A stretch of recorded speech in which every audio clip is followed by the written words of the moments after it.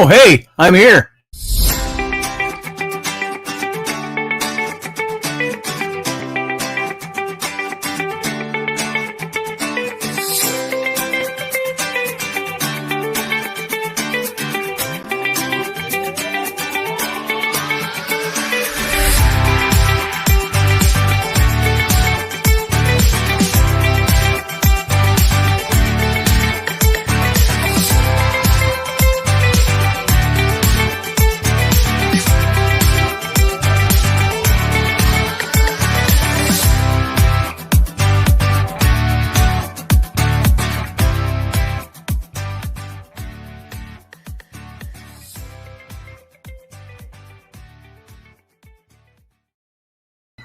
Well, hey, how's that for running the wrong intro? I must have Rainey on the mind or something. Let me do that one more time, just for fun, just for shits and giggles. Here we go.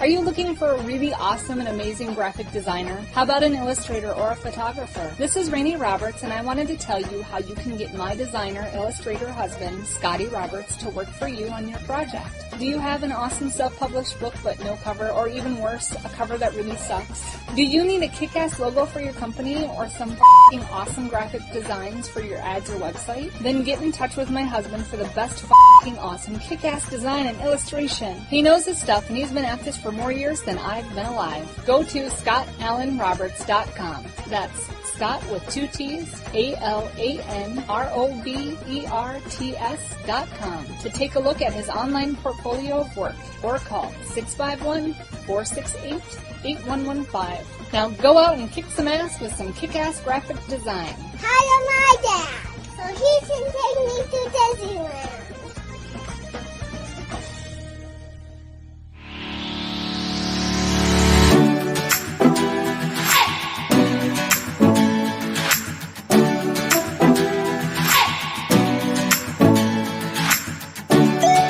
You're listening to the Intrepid radio program with Scotty Roberts. Intelligent Talk.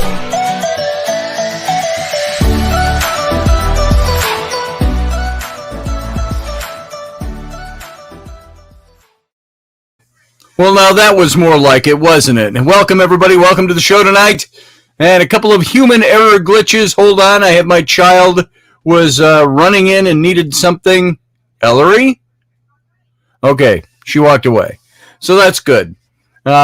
She seemed somewhat distressed. Hopefully not. She's the only one here other than me tonight. Because as we all know, Rainey's in Alaska, and Flynn is at scout camp for the week, and Rowan went to spend the night at a friend's house. So it's me and Ellery, my 6-year-old tonight. We're it.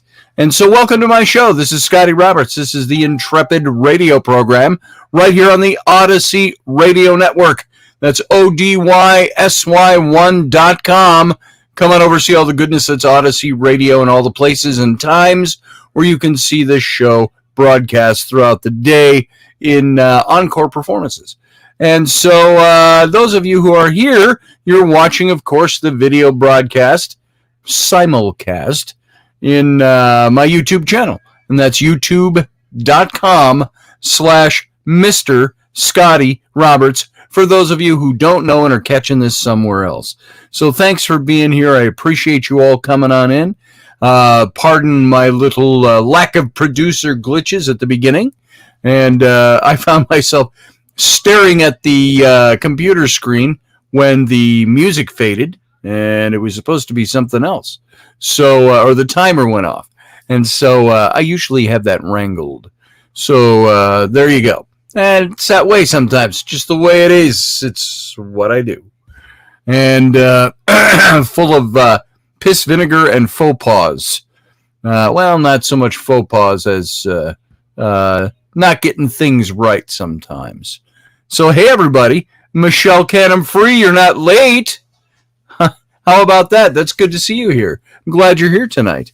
And Master Finn, good to see you as well. Leslie Holker, always good to see you. You asked a question. I think it was about the picture, the graphic for the show tonight. That very green picture with the spiral and the rocks, the rock formation in the middle. That is a photo from the Isle of Skye in Great Britain, off the coast of, it's between, Wales and Scotland, right in that area. And so, between Scotland and Ireland in the Irish Sea. So that's where that's from. It's a pretty cool place. A great picture. And so who else is in here I haven't said hey to yet tonight? They'll come filtering in. We'll say hey as I see you. And if I don't see it, don't take personal offense at that. So Rainey is off in Alaska still. She'll be there and flying home on Sunday. And she went and did some salmon fishing where they got on their waders, she and her sister, and her sister's father-in-law was there now over the last couple of days. And they all went fishing together, and they stand out in the stream, and they catch them with their bare hands. I don't know if they use gaffers or if they use any lines at all, but they caught some of these with their bare hands, like the bears out there. And so she did a good job. She got her limit, which was 3. And man, these things are monsters. They're like huge like this. And so she's going to be bringing home a cooler on the airplane filled with fish. She's got to check that, but she said, make sure the freezer's got room. So I told her I'd dig around and make sure that happened. And a pioneer woman, yes. Of course, if she was a pioneer, she'd be wearing a dress and leggings, but now, of course, she's wearing waders and probably long underwear on underneath it. So the sun is staying up till about midnight there, and it rises at 3 a.m. So she's got about 3 hours of nighttime up there, and she's enjoying it. She's having a good time. I want her to come back relaxed and stress-free, because the stress will start the first day. Just kids and stuff like that. So, what'd you say, Leslie? Michelle, I think Superman is having a hard time landing. Not sure what that is. Good evening, everybody. I'm seeing people coming in. Rockin' Rhonda, good to see you. Hands covered in clay, making Queen Critter. Love all my sisters and brothers, she says. Welcome, Rockin' Rhonda. Glad to have you here tonight, too. And now make the freezer thing happen, house husband. I shall do indeed. We have an upstairs hallway here with all the bedrooms. And it has been something that has been just the bane to the existence of our house. I don't get upstairs much. I go upstairs to go to bed at night and to come out in the morning. And I go downstairs and I do my stuff. Oh, you need that? Just grab it. Say hi, Ellie. Poo-poo. There she goes. And came to get my phone. Wants to make phone calls. And so at 9 o'clock at night. And so I forgot what I was saying. Oh, the upstairs here. So I spent talking about being a house husband, just trying to get this place in really good shape for when Rainey gets back. Now, we are not hoarders by any means, but we got a lot of stuff. We got so much stuff, we got no place to put stuff. We like our stuff. We don't use all our stuff. We had made the rule, hey, if we haven't looked at it in a year, 2 years, in a tub, we'll throw it out. Then we open that tub and we go, oh, I can't throw that out. That's like old artwork or old things and stuff that we've collected over the years and things like that. So anyway, I went upstairs. Rainey had put up a bunch of steel framed shelving up there, the chrome steel reflective stuff, and she lined that up all across, all the way down the hallway. So there'd be kids' toys, kids' tubs full of stuff, blankets, pillows, like a big linen thing. Thing's about 12 feet long and maybe even 15 feet long. But the problem is the kids, and because I don't frequent the upstairs hallway except to go to bed at night, and the kids keep that pretty messy up there. So I went up there yesterday and I spent several hours up there just reorganizing. Want her to walk upstairs and walk into the hallway and go, wow, this is cool. So we'll see what happens. So I want her to walk in the house when she comes home on Sunday and have it look nice. She doesn't need to come home to a mess. So I'm riding the kids all the time. But now I got Flynn is gone for the week. He left on Sunday morning. That was just yesterday. And so you guys who are parents, you know how it goes. You can either be one extreme or the other. You can be so lax and lenient with the kids that nothing ever gets picked up and put away. And you end up breaking your back picking up after them all the time. I don't think that most of you do that or have done that. On the other hand, there's the extreme. There's being white glove about it, where you are like, you need to pick that up. Now, I'm somewhere in the middle. And I'm with these kids. I want them to be in the habit of picking up after themselves. I walked through the living room on my way here to do the show tonight, and there's different meals represented by the little piles of dishes on different flat surfaces.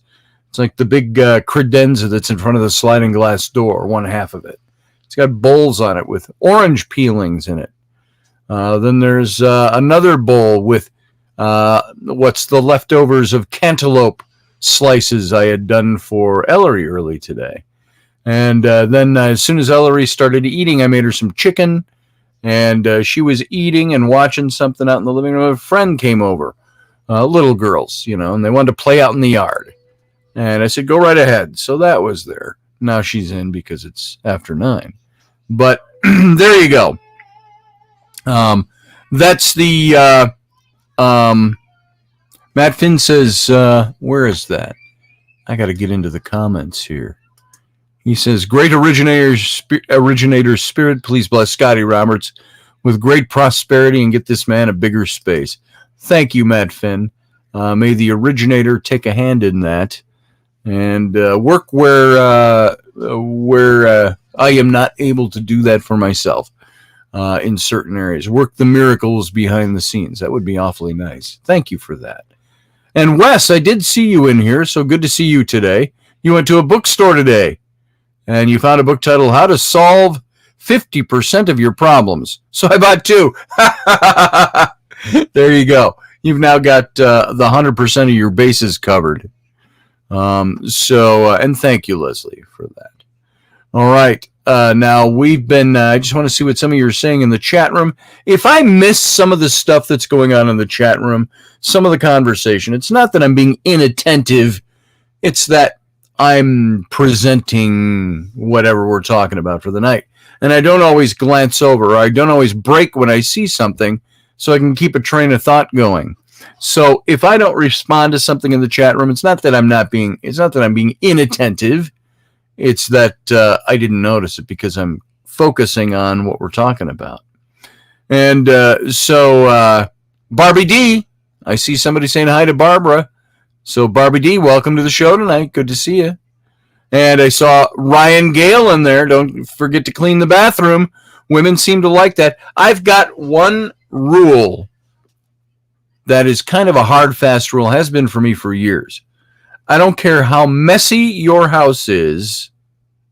If you've got unexpected visitors coming by or something, instead of picking up the living room, make sure the toilet's clean.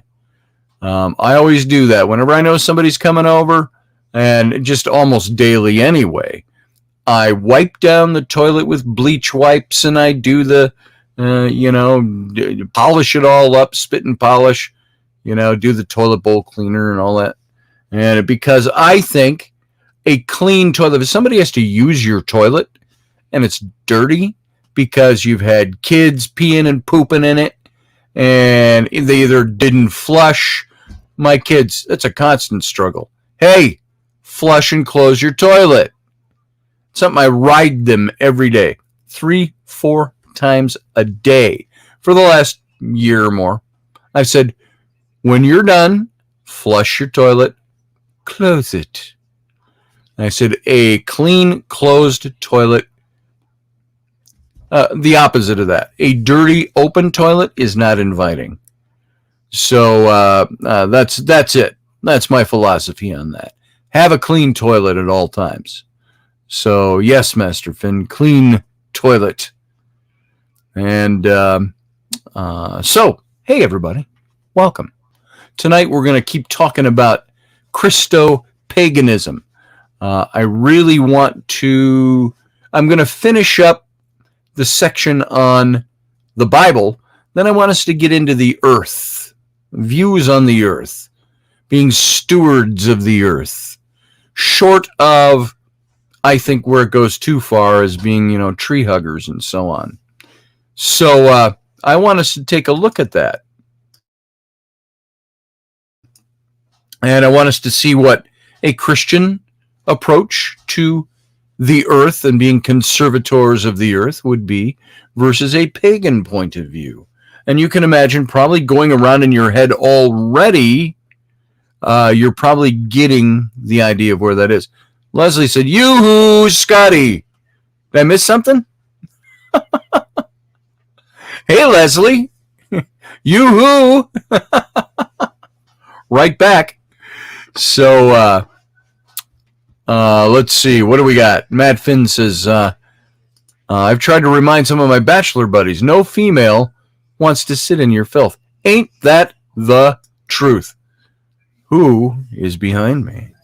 Who's back there? Hey, Ellie. Did you wash your face? Let's see. Let's see it. Nope. You got food all over your face. You should go wash that, wild girl. No. Did you take your ponytail out? No. Oh, your hair's just wild. She's got the thickest, fullest head of hair.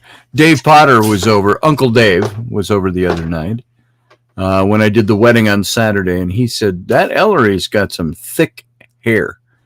Just coarse, thick, heavy, just like her mom's. So I got a little story to tell on you, but I'm not going to tell it to you while you're standing there. You'll get embarrassed. So why don't you go watch your show? Dad? Yes? When will Rowan be home? Tomorrow morning. She's spending the night over there at her friend's. So it's you and me again. You and me and you. Both of us together. You're a boy. I don't want you around. All right. Yeah. Yeah, I'm a boy, all right. You have cooties. Oh, yeah, I sure do have cooties. So, she's missing something in there. She knocked out a tooth a few years ago and almost knocked him out again. Her front teeth are almost all grown in. She's still got like 3/4 of a tooth hanging there. And show tunes, you say? Yeah, you know what that was from, don't you? You and me and you. So the other day, did I tell this on here already on Sunday? The other day, she's got hair. She's got hair like Rainey's.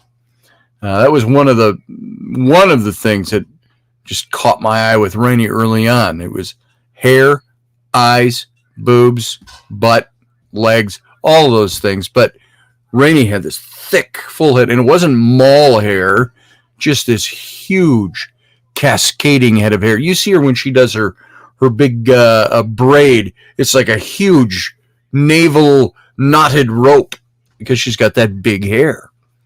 And so there is Ellie out. If you look out my door, it's a hallway going to the living room, and there's a big old antique mirror on the side wall. And Ellie was standing in front of that mirror the other day. Her hair really huge, like her mom's. And I happened to hear her, and I looked beyond my computer, and I could see her out there. And she had 2 oranges beneath her shirt, and she was going, just getting a look at it, checking it out, checking out the field.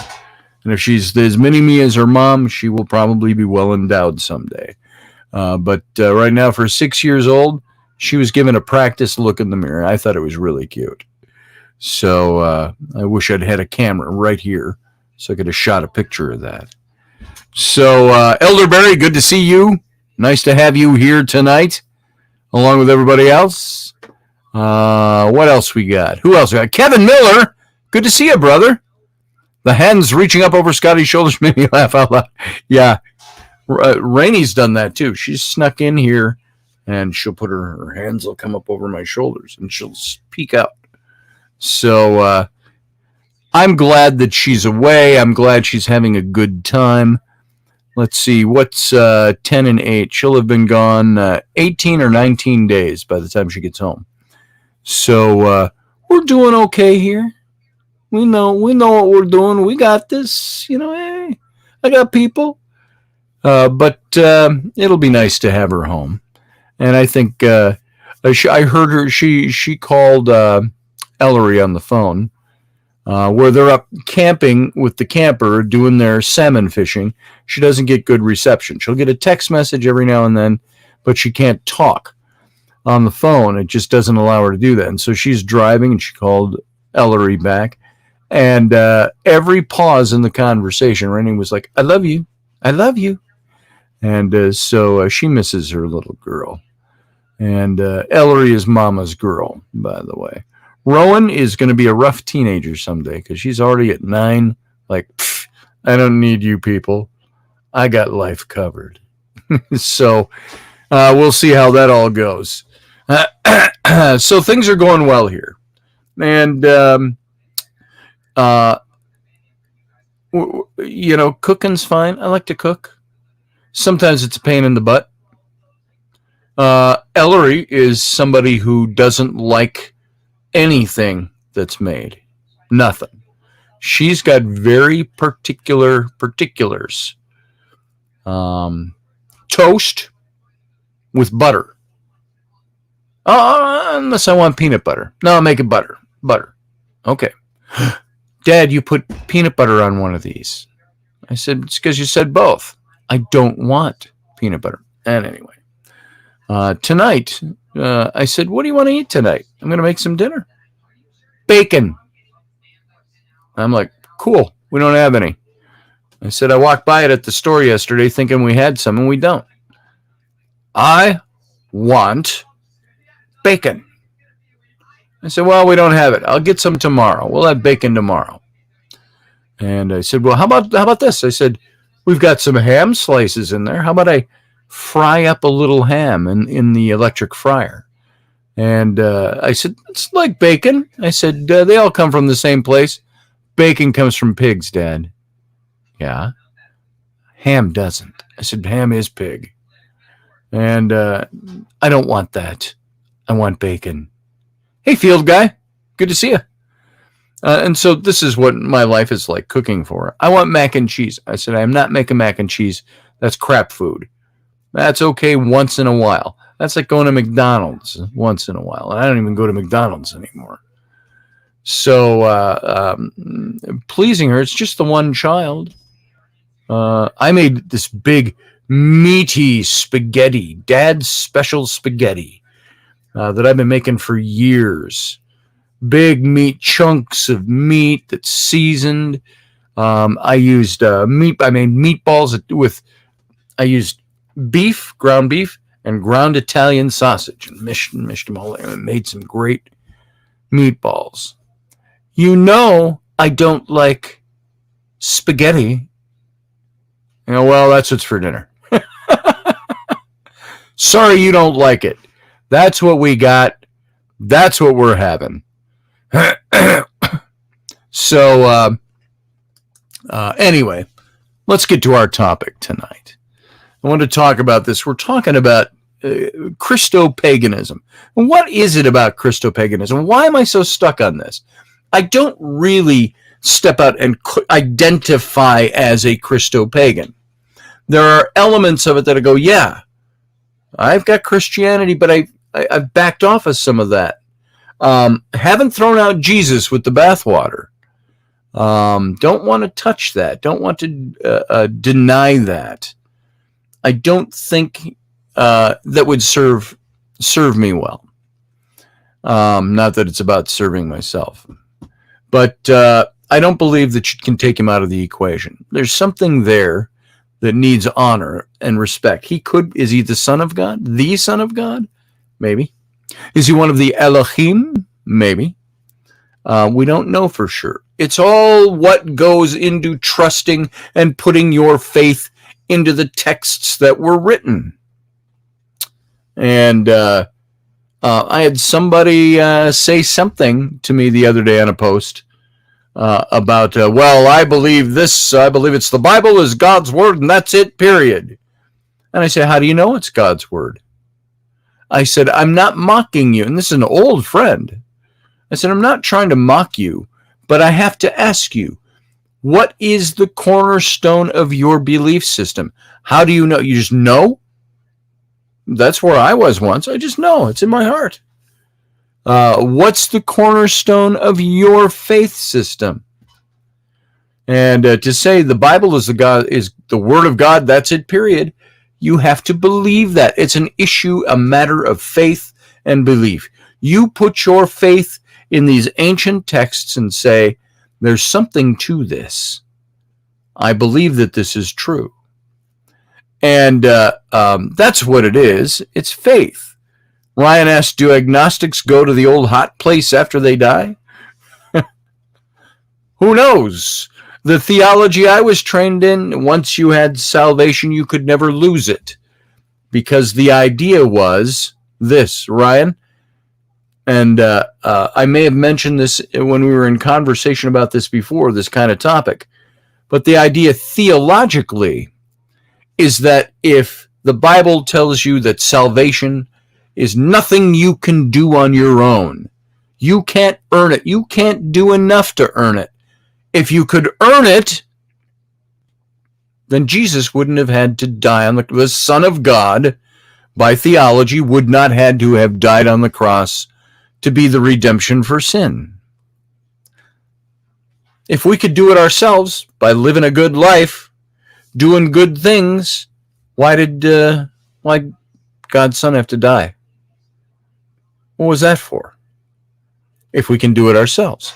Likewise, once you gain salvation, even if you fall away from the faith by our theology that we were taught, you can't get rid of it. Because if it's a free gift that God gave you and he redeemed you and saved you, he doesn't unredeem you because you're human. So that's the agnostics. I don't know. I really don't know. That's why I'm an agnostic. I really don't know what that is. I don't even know if there's a hell. There might be. The Bible tells me there's a hell. But is that trustworthy information? Was that information inserted later? So these are these things that we ask these questions. Leslie says, I think it's more important to lead a good life with kindness and respect to others. It's more about the way you use your free will than what you believe. And that kind of goes along, I think, Leslie, with what the answer that Jesus gave to the Pharisees when they asked him, what's the greatest commandment? And he said, to love the Lord your God with all your heart, soul, mind, and strength, and to love your neighbor as yourself. Boom. He didn't add anything else to that. That's the greatest commandment. That is the way to live, he said. So the argument against blending two faiths like Christianity and Christo-Paganism is pretty simple. When someone believes that their way is the one true way, then others have to join them or they're going to be shunned. Or as we saw all down through history of the literalist Orthodox Church, they're going to be killed.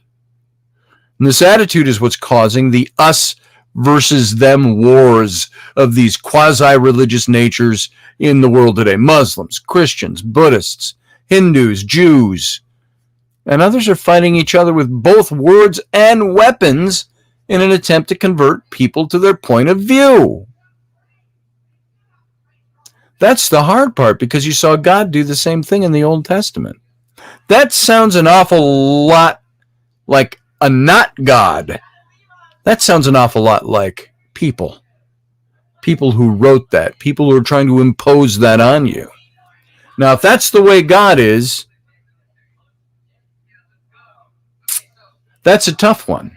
If you go screaming into hell for not believing in God the way that is written, I have a problem with that. But then there's nothing you can do it. So, I was looking at something Wesley said. The foot cut off in the rusted part of the spinning circles of silver and gold. The vision you've been seeing every night for over 17 years. Come on. Okay, that's something you're talking about. That stuff that you experienced. So it's interesting stuff. We can have personal revelation. When we get personal revelation, is that from God? What would prove to us beyond a shadow of a doubt that God is there, that the Holy Spirit is there, that Jesus Christ is the Savior? What does it? You can say, I already believe that without a shadow of a doubt. What do you base your belief on? What you've been told from manuscripts that are 2,000 plus years old. I want to know why God hasn't done anything else in that 2,000 years to reveal. And if he has, why haven't we seen it? Why is it covered up? Or is that all on the personal level? And that's a whole nother topic altogether. So the truth is to be at the top and secure in their position. Every faith is very real human that needs to be right. That's it. We just need to be right. And sadly, many people feel that violence is the only way to prove their case and to maintain their hold on their followers. This is abusive. It reduces religion and spirituality to proof claims that are backed with bullets or fires or beheadings, instead of seeing religion as a means to shape the human heart toward compassion and good. So this fundamentalist view is not only anathema for blended religious life, it's anathema to the goal of world peace, love, tolerance, interchange, espoused by most world religions. And what this view does well is serve the desire of people to feel secure. When you're right and others are wrong, you have security in that belief, if not of practice. So, however, in a world that's increasingly devastated by such polarizing thought processes, even the tenuous security offered by such a worldview is easily shattered by someone else's polarizing thoughts, especially when they're willing to resort to violence to demonstrate their superiority.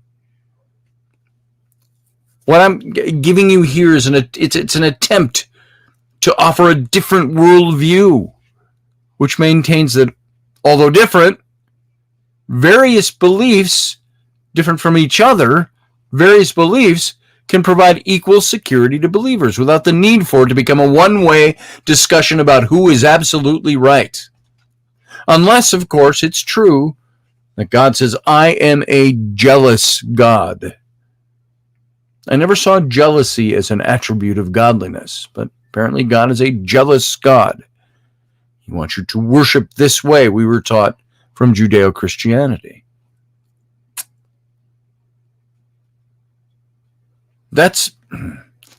I struggle with that. So, in a world that's increasingly devastated by all this polarizing thought, God apparently is just as polarizing if you take him purely out of the scriptures. And so I'm trying to present thoughts on how different and various beliefs can complement each other and provide equal security to believers without the need for it to become a one-way discussion about who's absolutely right. So there's some suggested theology for blending Christian and pagan understandings, and some of the best theology for blending Christianity and paganism, and why I'm kind of drawn to this, happened early in the Celtic Church, Celtic Christianity. While today we would look askance at punishing ways they treated women in their own bodies, these early church monastics also understood the value of nature. and they saw the entire world as an expression of God's self. Studying this strand of spirituality is difficult due to the Roman Catholic Church's desire to unite all Western Christians under Rome, both in loyalty and in practice, which led to the suppression of Celtic teaching. And there are some good books which go into more detail about this early form of Christian practice, and I can get you a list of some of these things. I've dug into many of them. But the main thing to glean here, for the purpose of Christo-Paganism, is the focus on a holistic form of faith in which there was no split at all between mind, body, and soul, between person and creation, and which held all of life was meant to be holy and sacred. In Celtic Christianity, the divine should be experienced in every activity of life, not just in church. If you go to church on Sunday and you don't think about any of the stuff that was talked about in church or sung about until next Sunday, you're not really living a life that reflects what your Christianity is. Leslie says, good night, everyone. I had a rough weekend. I'm heading to bed. Give my love to Scotty. Thank you, Leslie. I saw that. Good night. Have a good night. Thanks for being here. Thanks for all you do. So, Christo-Pagans have a lot to offer in the way of new forms of biblical interpretation as well. They help to reclaim the field of Bible studies from the fundamentalism and the bringing new insights and meaning into the texts that were written, both through scholarship and through lived experience. If new interpretations emerge of Scripture that are focused not on specific actions, but on overall growth and love, not on individual proof texts, but on understanding the whole of God's love for humanity, rather than chapter and verse, perhaps new strands of understanding could emerge that would bring people together instead of continually polarize them on a spiritual level. Another way of blending theology on this topic, this subject, is through the deliberate use of symbols. Now, many pagan writers have gone into detail about the way early Christians adopted, some say stole, symbols and ideas, and even gods from the native religions they encountered. And this practice of adapting the existing symbols for a new religious person is common across religions. For example, the Kaaba or the Kaaba, K-A-B-A, the Kaaba, the sacred black stone of Islam, was used as an object of worship for centuries before Muhammad, the great prophet's revelation. Common symbols adapted into Christianity are symbols of the cycle of life and death and new life that pagans understood as important for the seasons of nature. So while Christians understood them as symbols of Christ's triumph over death. So for Christo-Pagans, both meanings can be held true. Jesus' resurrection is a powerful symbol of the way in which love lives beyond death. The symbol is used to remind us of this truth, can also serve to remind us of the ways which life continues. The security of the fact that the natural order continues, that divine is made manifest in every flower, rock, tree, river. And they can serve to propel the worshiper deeper into a spiritual connection with what's holy. I'm looking, Wes says, trying to get someone to tell the vision from Jesus is like trying to talk to a spoiled daughter on a Harley with a Hell's Angel, like a prostitute playing hard to get. Okay, I get that. In the words of John Prine, concert banter, this ain't a drive-through. That's true. So, everybody's saying bye to Leslie. Bye, Leslie. If you're already gone, good night. You know what? We live through symbols now more than ever. as pictographic representations replace words on signs. Globalizing forces seek the common ground between languages.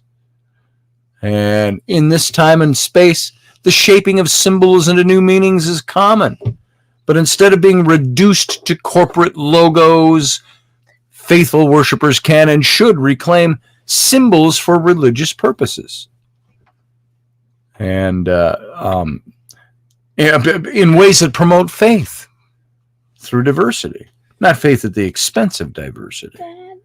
The Bible can be one of these symbols, and creating new meaning for existing symbols. Christo-pagans have this unique opportunity to educate others about this hybrid faith and that celebrate the diversity of our faith and of life itself. It's like I always said about the swastika. The Nazis appropriated an ancient symbol of peace to use for their own means. And I said, why don't we just reappropriate that? Start using it for good. Oh, you have a swastika. No, that's something very different. The Nazis corrupted it. That'll be in our memories probably forever.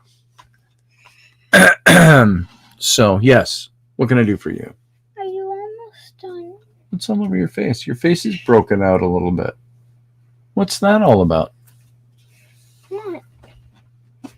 No, it's probably from heat today. Why don't you go get some soap and water, wash your face? Yeah. Okay? Yeah, I'd like you to do that. Then I'll be done. I'm done in about 15 minutes or so. Okay. I love you. Whoa, don't pull me off my chair. Thanks. So, that really kind of ends the section on the Bible, the Word of God, the Holy Writ that we have been going through for about 3 days. And now I want to get to the earth. I want to hit on this. This is another tenet of the faith, which is what we're talking about. We're comparing tenets of faith, how Christianity presents them, how paganism responds to them. So our relationship to the earth around us has always been tumultuous as humans. Early pagan religions strove to gain the favor of the gods for their crops and their herds. Early Christian beliefs varied from closely connected to a sense of distance from the earth. And for many, a sense that people were entitled to rule the earth and were not responsible for their actions. There's a traditional Christian understanding of the earth, and it's actually Jewish and Christian, Judeo-Christian. It comes from Genesis 1:26 through 28, in which God gives dominion over the earth to the newly created human beings. This dominion was interpreted for many centuries as the ability for people to do whatever they wished, since they were in charge of the planet.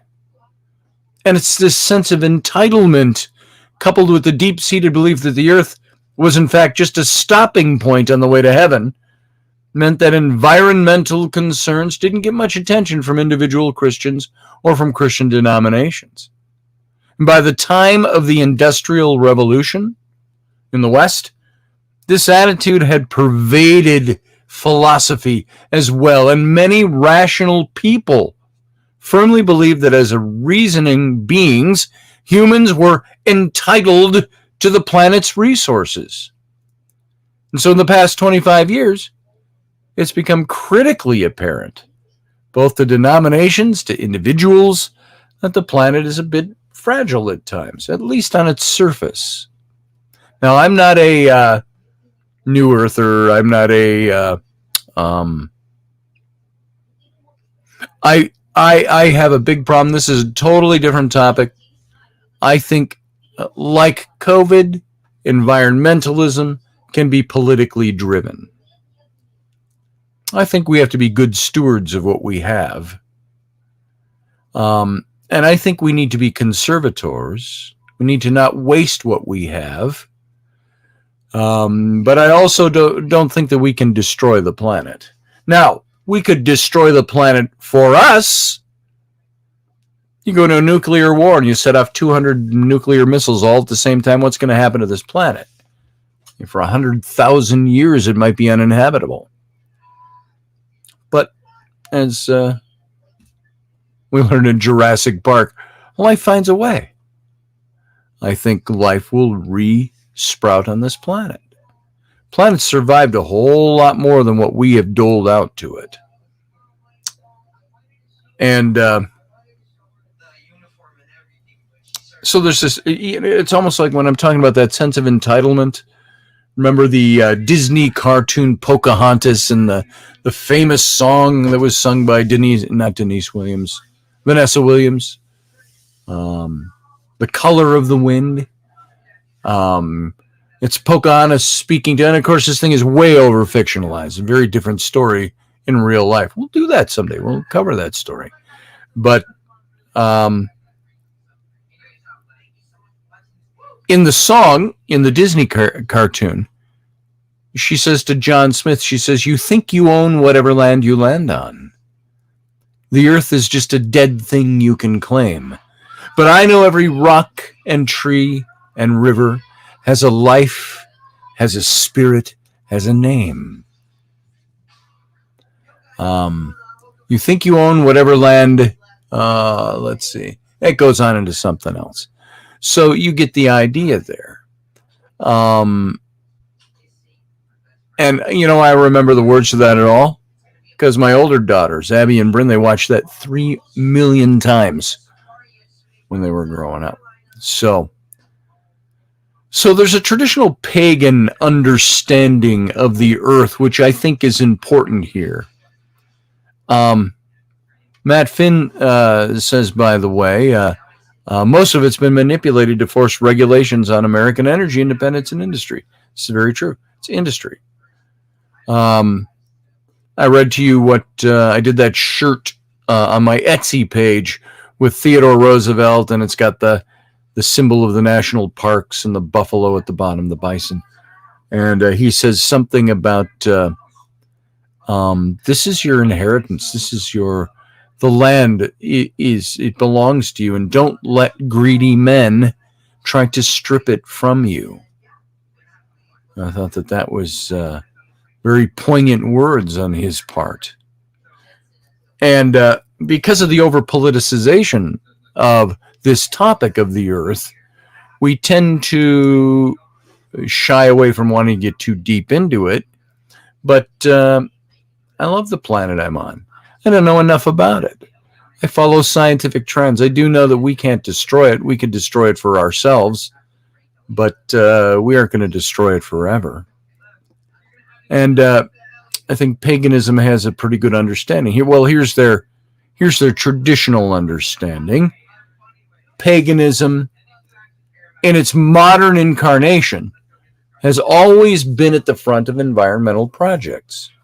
In fact, it's been so strident in caring for environmental issues that for many years the environmental movement in America was identified with New Age people. Currently, there's a wide diversity within paganism, with some extremists who believe the earth needs to be rid of humanity. That's an extremism. And that's not necessary. While other pagan groups aren't focused on the environment at all.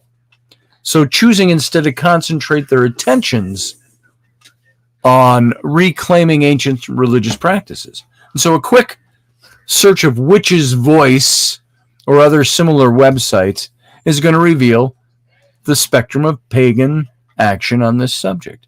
And in general, pagans continue to be very involved with the environmental issues. Since for many of them, the earth is a literal manifestation of God, of the creator, of the originator. Or the goddess, whichever way you want to look at that, and as such must be honored and worshipped. Yes, my darling child. I'm hungry. That's why I made you dinner an hour ago. Or more. Why don't you finish up your dinner? I did. You did? Okay. Well, go find yourself like a cheese stick or a snack or something. If you need a second meal, like second breakfasts and 11sies, we'll get you something. If the chicken was not enough, I can make you a couple of other pieces. But it's going to be really late by the time I'm done here. Sorry, folks. Familial moment.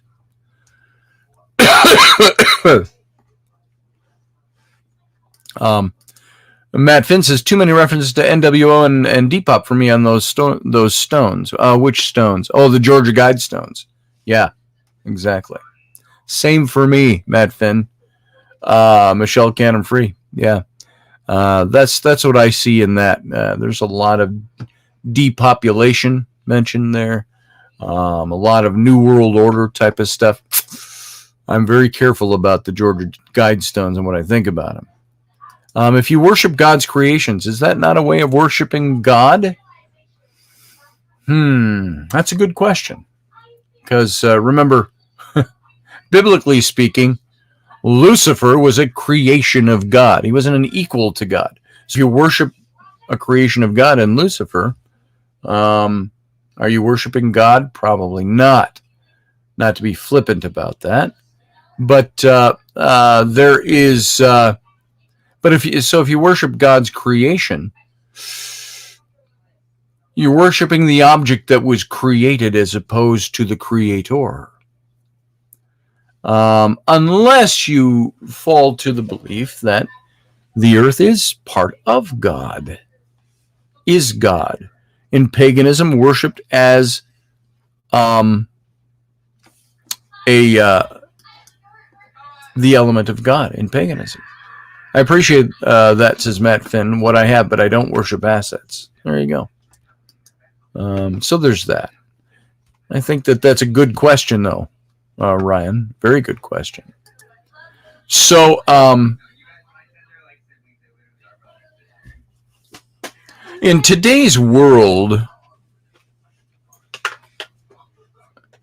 there is a common, if lamentable, argument against blending the two understandings that any acknowledgement of the earth as sacred is idolatry, and against Christian teachings. From the pagan side, the argument is that without honoring the earth as divine, humans are arrogant and can't properly care for it.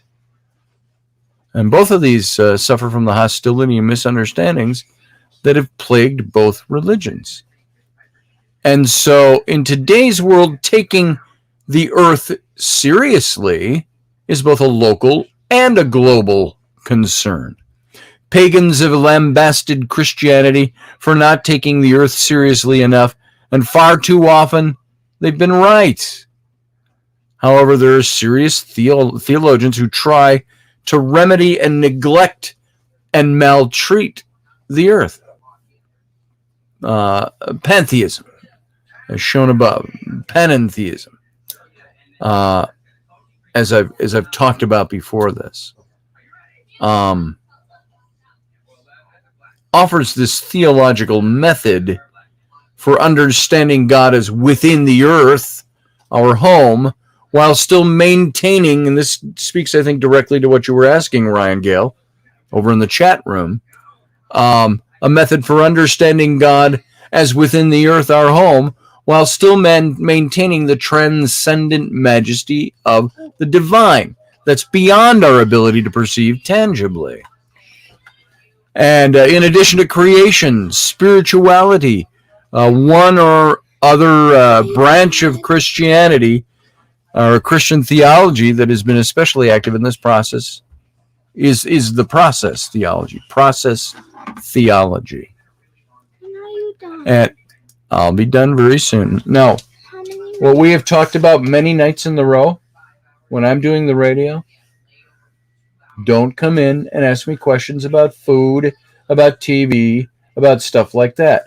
You wait until Dad is done. It's 1 hour.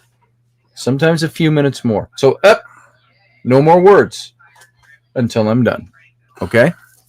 We talk about this every day, and every day you violate it. Not talking to you until I'm done. Okay? There we go. So process theology. Go out if you're going to call the dog.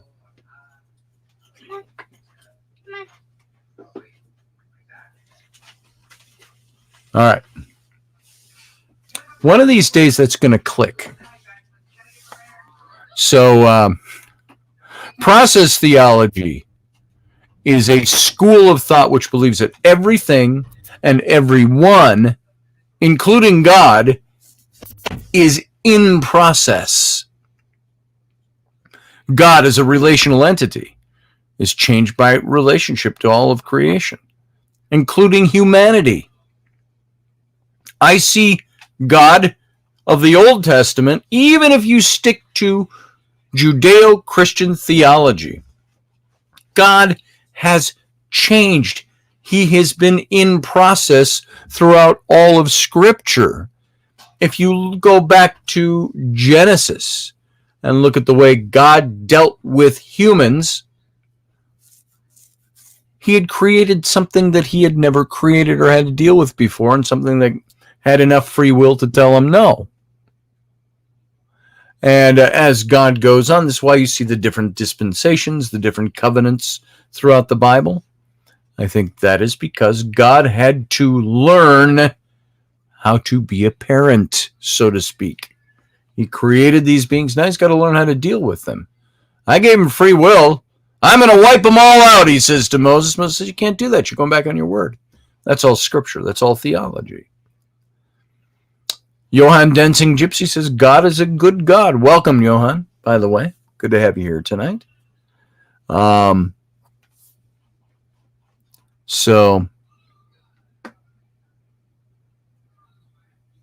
Good point, Steve Clark, about carrots and nutritional value. Yeah, tough daddy, Johann. It's just a recurring theme every day. Guys, don't come in and disrupt the radio show. School nights, they're supposed to be in bed by now. Summer, it gets a little lax. But I got to tell you, when my kids continually disrupt the show for whatever's going to tattle, to ask for food, because I don't feed them normally.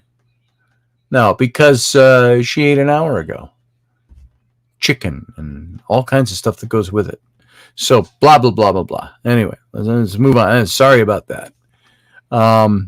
So, free will and the infinite series of action-reaction combinations that come along with free will mean that the best possible outcome doesn't always happen. But God keeps working, keeps luring or wooing toward what is best. This is a process. This is process theology. God as a relational entity is changed by relationship to all of creation, including humanity. And in the school of thought, it's not a static being who exists outside of creation and simply letting the world go along, like the deists believe. God wound up the alarm clock and set it off over there. He's going to do other things. Gone fishing. Rather, God is directly involved with everything that occurs inside creation, always trying to aid the best possible outcome. Some people see that very differently. A side note of importance, process theology brings up this idea that God can and does change. God is changing. And if this is the case, then the religious life which seeks God also has to change along with it. Thus, Christo-Paganism isn't simply the product of people separating themselves from a traditional belief in God, but might in fact be the result of people being wooed by God toward a greater sense of goodness, a greater sense of being, a greater sense of living. So while critiques of this process theology are many, it also offers a unique perspective on our relationship with the planet. God is seen as within and beyond the world. That's the way we've understood him. Therefore, to have a healthy relationship with the planet is to have a healthy relationship with God, segueing off of Ryan's question earlier in the chat room. And it's vice versa, by the way. And so this blending of pagan and Christian traditional understandings is a hallmark of this process theology that render it especially useful for Christo-Pagan discussions of how we're to understand and care for the earth that we live on. And in this view, the earth isn't a simple thing. It's not simply a thing. It is, in fact, a part of God. Because of this, the earth has an intrinsic holiness, deserving of honor and respect. If God created it, and God is in it and through it and part of it, I don't think worshiping a rock brings you closer to God. But I think if you understand that God is in that is part of God, that there is a theology there that needs to be looked at, then that might bring an understanding of how this works, how we're to understand and care for the earth. It's not a simple thing, the earth. Because of this, the earth has an intrinsic holiness. It is part of God. It deserves honor and respect. While theologians differ in how much reverence the earth should be given, no process theologian discounts the importance of the earth for religious life. Pagans can resonate with this idea of the earth as a divine incarnation, while Christians can see pantheism as a middle ground between believing the earth to be a separate deity, that's pantheism, everything's God, and the earth being an object totally separate from God, theism. So it's panentheism. It's that middle ground. In today's world, with such a growing focus on the need for humanity to protect our homes, where we live, what we are, what's around us, our environment, the theological idea that the earth is sacred, a vital part of the divine, is valuable and it's important. And from a Christian perspective, seeing the earth as infused with God's presence means that we can take caring for the earth as a serious act of worship. You ever thought of it that way? If on a spiritual level, on a political level, it grates you to the bone like it does me all this environmental crap that's out there. The crap, really, of political environmentalism. Yet when I look at it at a spiritual level, if the earth is part of God, isn't it important from a Christian or a pagan or a religious perspective to see the earth as infused with God's presence, convert that into caring for the earth as a serious act of worshiping God, while still respecting the fact that God is more than just the earth. God isn't the earth. He's more than that. The earth is part of God. And so in this way, the earth functions much like the avatar idea. And we talked about that a while back.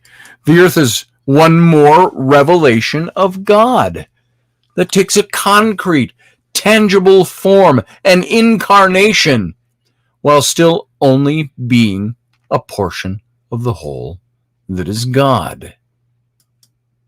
So instead of seeing the earth as holier than humanity, because I don't think it is, or as lesser than humanity, I don't think that is true either. Panentheism understands that all creations, from the atom to galaxies, contains the divine essence within it.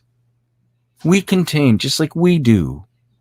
God is, in this view, the generative force that holds all that exists together.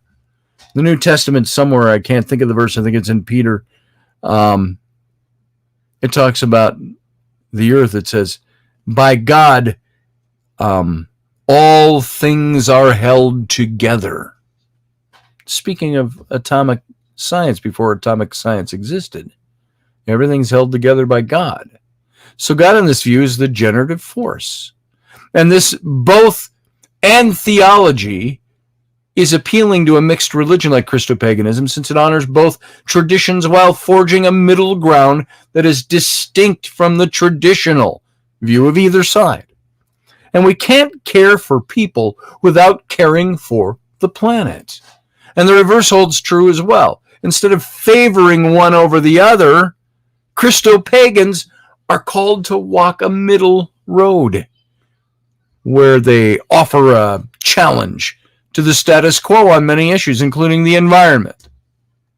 So some examples include asking whether the world hunger is more a lack of distribution than resources, standing up to those who engage in poor environmental practices for sheer profit. You know, I get angry when I see profiteers of real estate and land and so on, when they have no care for historic locations. Bulldoze it over. I can build condos there and make a shitload of money. So if I can apply that to real estate because of an historic cause, why can't we apply that to what we believe is a divine manifestation of God, a part of God, the earth itself? And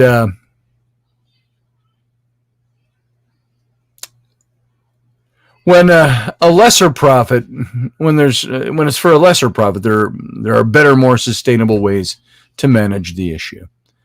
Living simpler lives, leading by example, is what it means to be in harmony with the planet. I don't live a simple life. I got a lot of shit, as I mentioned at the beginning of this show. I like my technology. I like my car. But I could do well having to go out and feed my mode of transportation some hay every day and oats and hook up the team. You know, I get that. I'm okay with that. But that would be a paradigm shift, wouldn't it, of a huge sort. So these are, of course, only the tip of the iceberg, these kinds of suggestions. Both the human factor and the environmental factor have to be taken into account when dealing with a given issue. Issues of social justice, like the need to offer better public transportation so we can eliminate emissions from cars. I don't think I'm going to backtrack on that. I want to manage ourselves better. That's all. I'm not all for public transportation. That's one of the arguments that's out there. Not a big deal, I think. We shouldn't all start hopping on the bus and the subway. I don't have a big issue with that. But I do think we need to manage the way we conserve our planet. Don't pollute. That's a big thing. Don't throw your trash on the street.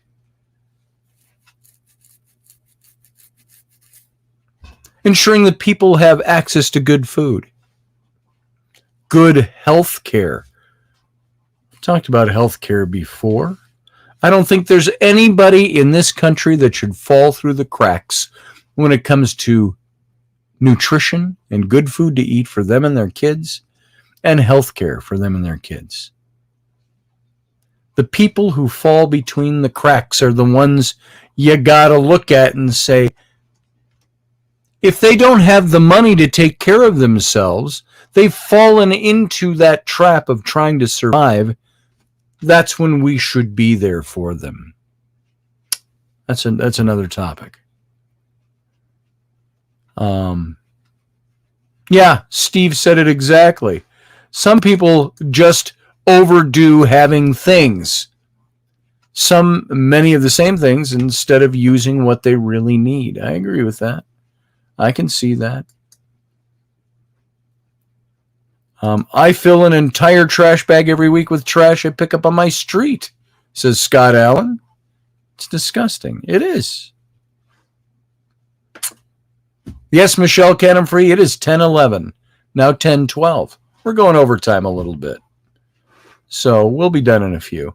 I'm not on a clock so much here right now, but if some of you are, sorry about that. I'm not trying to overlook that.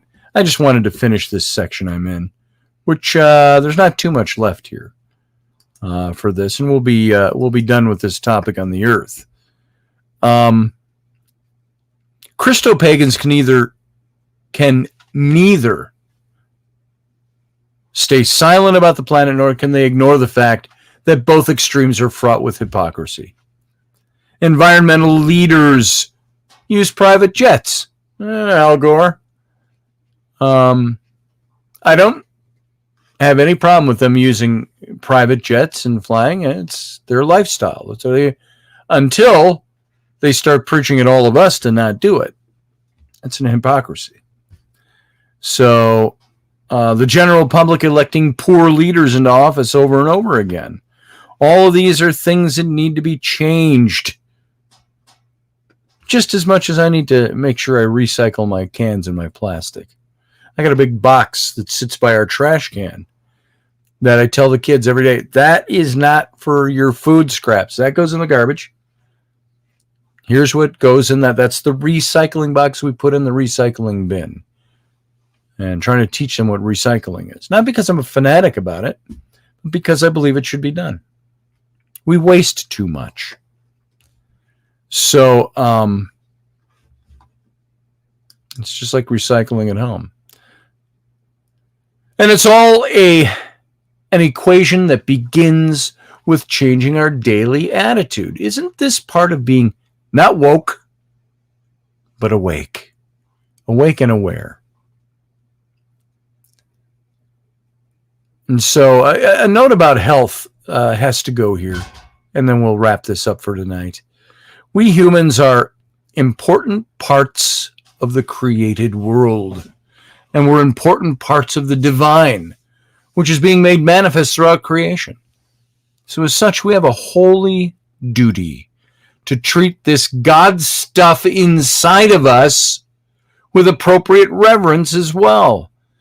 Physical, mental, social, spiritual. We need to care for our bodies as well as our souls. Thus, exercise, good nutrition, what we take in, smoking, alcohol, drugs, whatever. I'm not being legalistic here. I'm just saying we have to look at that stuff. We have to look at how we care for our bodies. Exercise, good nutrition. Look at Doug Stack and the way he's been exercising. He's lost 130 pounds or something like that in the last 6 months. It's crazy. And he found out what happens as he does that, and it gets better and easier and easier. So we're a part of the planet. We're a part of God. And to believe otherwise is to allow disharmony to creep in and rule us. This disharmony, this sense of being alone, separate, or out of tune with the divine, is that part of the human condition that a devotional religion seeks to remedy. Not through an hour on Sunday morning, or by taking a communion or getting baptized or whatever it might be, but by infusing every moment with the awareness of the sacred, awareness, awakeness, and filling each breath with the love of God and the love of neighbor. That's what I think that's what I've grown. That's my process theology, where I've grown to. So, there we go, folks. Matt Finn says, in my opinion, we are in a multiverse, living out an infinite amount of timelines, each one deviating slightly from the last. Where it ends and what's beyond that is anyone's guess. It's interesting, Matt. Not far off from what I believe. Barbie D asks, where are we going? Do we know? We'll talk about that. We'll talk about where we're going when we think about it. As for tomorrow night, we're going to talk about the tenet of faith that revolves around sin, salvation, and evil and good. Talk about some of that stuff. That'll be an interesting topic. And I want you all to be here for that. So, Christy Lawrence Bright says, so do nutritious foods actually cost more than the garbage? Yeah, they do. The garbage is easy and quick to make. I can go buy a box of macaroni and cheese from Kraft for 25 cents.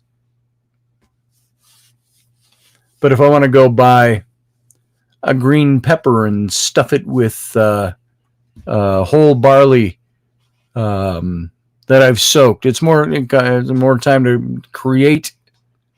Costs more money. So, convenience food, Christy says. I meant garbage processed convenience food versus chopping up a cucumber or melon for our children. Right. Yeah, and I'm glad she likes it. Cut up a muskmelon, or not a muskmelon, a cantaloupe for Ellery earlier tonight. So, there you go. And Christy says, and I agree with you, no, they don't. She says, yep, boom. There you go. Remember, food scientists, says Matt. I said scientists have been slowly killing us for decades. And that's the truth. Why do you think I have diabetes? Why do you think I have heart disease? And the things I have, I relate those directly to the crap I put in my body for 60 years. And it's all curable, depending on what I put in my body. It's a big change, it's a big paradigm. Again, look at Doug Stack, who's usually here in the chat room. Look how he's accomplished that. So, anyway, there we go, folks. We've run 19 minutes over time. It'll be 20 by the time we're out of here. And I want to thank you all for being here. I appreciate every one of you. Remember, 9 p.m. every night this week, Central Standard Time, 10 p.m. Eastern, 7 p.m. Central, some other time tomorrow out in Australia. And so thanks for being here. Thanks for your participation. Thanks for joining in. Spread the good word. I'd appreciate that. And we'll see you back here tomorrow night. Okay, folks? So you take it easy and, of course, live long and prosper.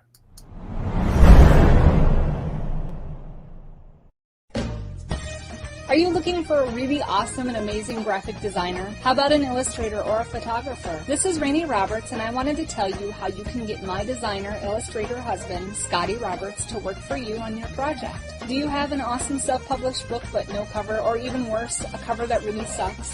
Do you need a kick-ass logo for your company or some f***ing awesome graphic designs for your ads or website? Then get in touch with my husband for the best f***ing awesome kick-ass design and illustration. He knows his stuff, and he's been at this for more years than I've been alive. Go to ScottAllenRoberts.com. That's Scott with 2 T's, ALANROBERTS.com to take a look at his online portfolio of work, or call 651-468-8115. Now go out and kick some ass with some kick-ass graphic design. Hire my dad, so he can take me to Disneyland.